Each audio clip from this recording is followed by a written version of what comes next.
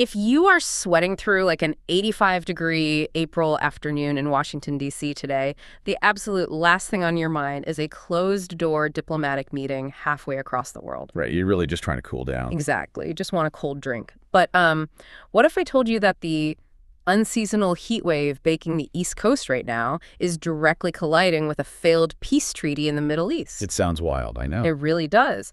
But that collision is quietly setting up a scenario that could, well, spike your utility bill, stall the stock market, and trigger a global energy squeeze. Yeah, it is a deeply intertwined web of volatility.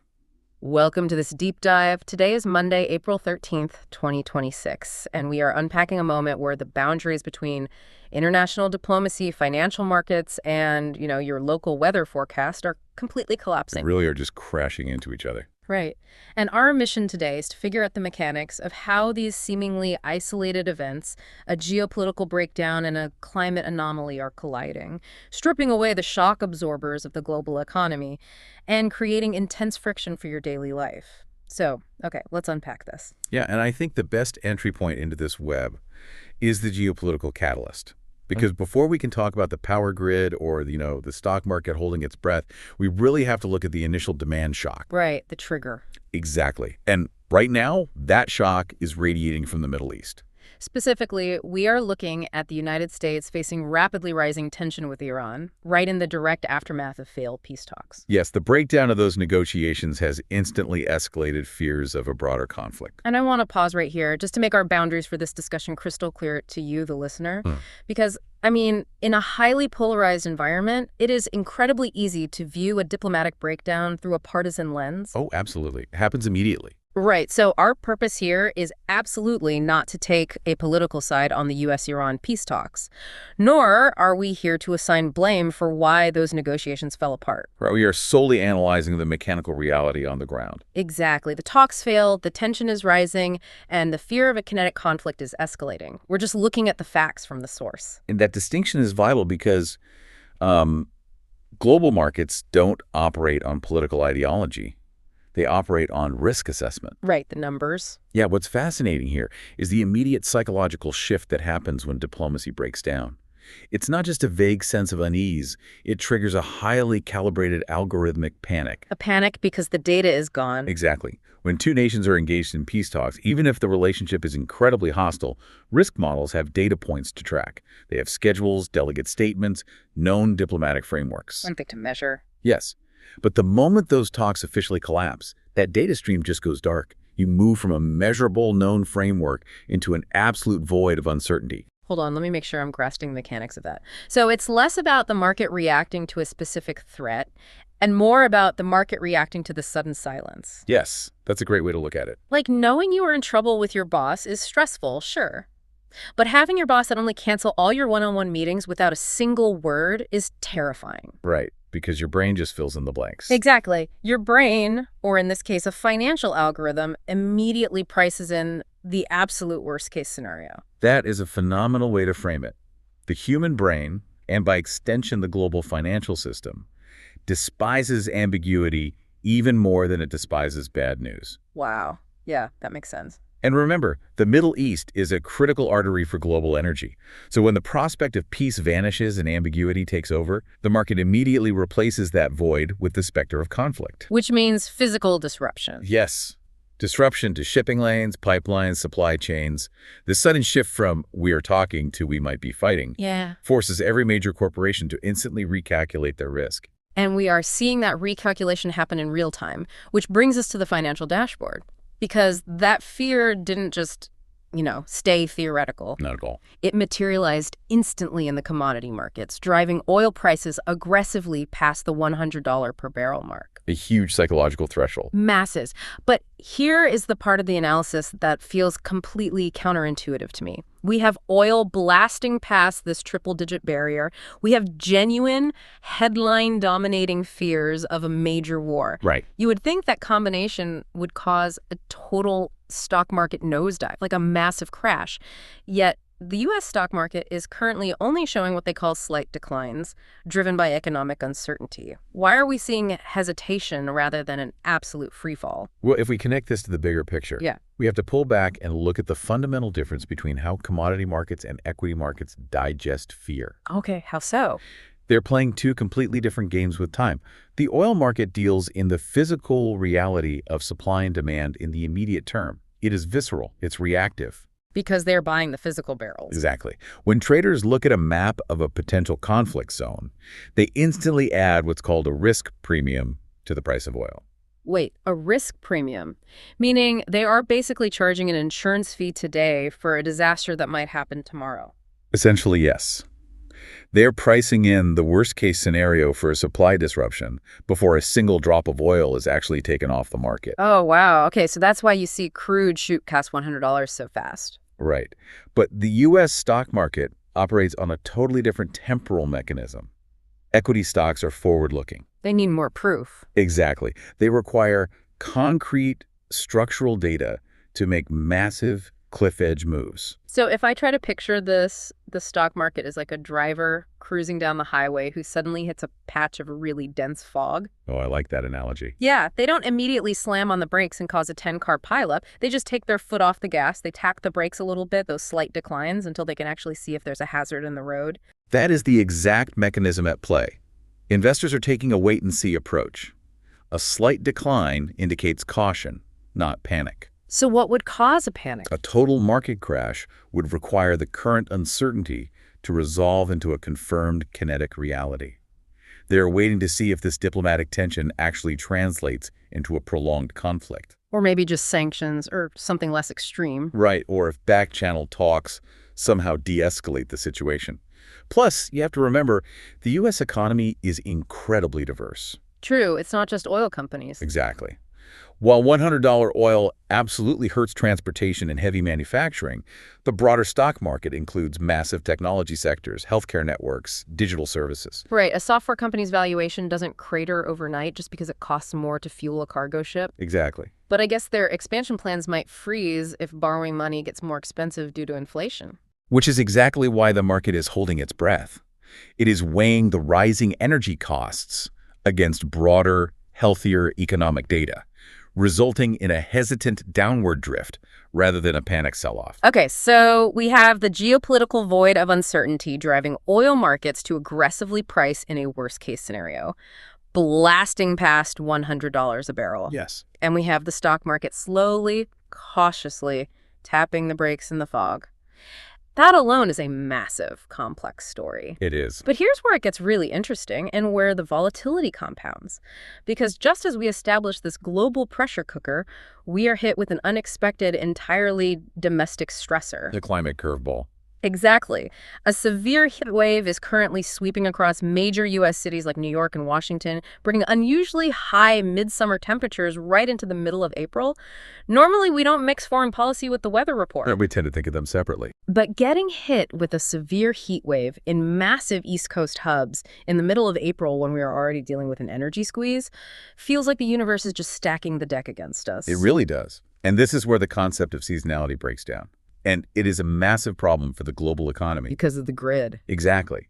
We often think of international diplomacy and domestic weather as existing in isolated silos, but they share a highly vulnerable intersection point, which is energy infrastructure. I really want to dig into the mechanics of that. Because on a surface level, April heat in D.C. just sounds uncomfortable. You turn on a fan, you buy an iced coffee, you complain a bit. Right. How does a regional weather anomaly mathematically connect back to failed peace talks and a $100 barrel of oil? It comes down to how economic buffers and shock absorbers work. The global economy relies heavily on predictable seasonality. Like knowing when summer starts? Yes. Grid operators know when summer is. They know when winter is. They plan their fuel purchases, their maintenance schedules, and their budget allocations months, if not years, in advance, based on those predictable cycles. So if I'm understanding this, it's not that we literally lack the physical electricity to cool New York today. Right. It's that the power grid didn't buy energy futures for an April heat wave the way they do for an August heat wave. They aren't prepared for the surge, so they are suddenly forced to buy energy at surge pricing. That's a huge part of it, yeah. But the mechanical reality on the ground is even more volatile than that. How so? When you have unusually high temperatures in massive metropolitan hubs, I mean, cities with millions of residential air conditioners and massive commercial cooling systems, you see an immediate violent spike in energy demand. Everyone turning on the AC at the same time. Exactly. But in April, a lot of the major, highly efficient power plants might be temporarily taken offline for their scheduled spring maintenance. Wait, really? Yeah, they are prepping for the summer load, so they are offline. Oh, wow. So they are caught completely flat-footed. Completely. So when the temperature hits 85 degrees and everyone flips on their AC, grid operators panic. To prevent rolling blackouts, they have to instantly fire up what are known as peaker plants. Peaker, like for peak demand. Exactly. These are older, standby power facilities that only run during extreme demand spikes. Yeah. And here's the kicker. Peaker plants are incredibly inefficient and astronomically expensive to operate. But wait, most U.S. power plants don't run on crude oil, right? They run on natural gas or renewables. Correct. So even if the grid is stressed and using these expensive peaker plants, why does the global oil spike from the Middle East tension actually matter to, say, a natural gas plant in New Jersey? Because of the substitution effect. Okay, what is that? Energy markets are not isolated. They function as a deeply interconnected web. When crude oil spikes past $100, major industrial facilities and transportation networks get squeezed. If they have the infrastructure to do so, they will substitute their fuel source. They will switch to buying natural gas because oil is suddenly too expensive. Oh, I see. And at the same time, Wall Street investors see oil skyrocketing, and they immediately start buying natural gas futures as a financial hedge. So even though the peaker plant in New Jersey isn't burning oil, the panic in the oil market has artificially driven up the price of the natural gas it does need to burn. You've got it perfectly. You have a massive, unexpected domestic demand shock from the April heat wave colliding head-on with a massive geopolitical supply anxiety shock. That is just brutal timing. It is. The unseasonal heat isn't just uncomfortable weather. It acts as an economic multiplier.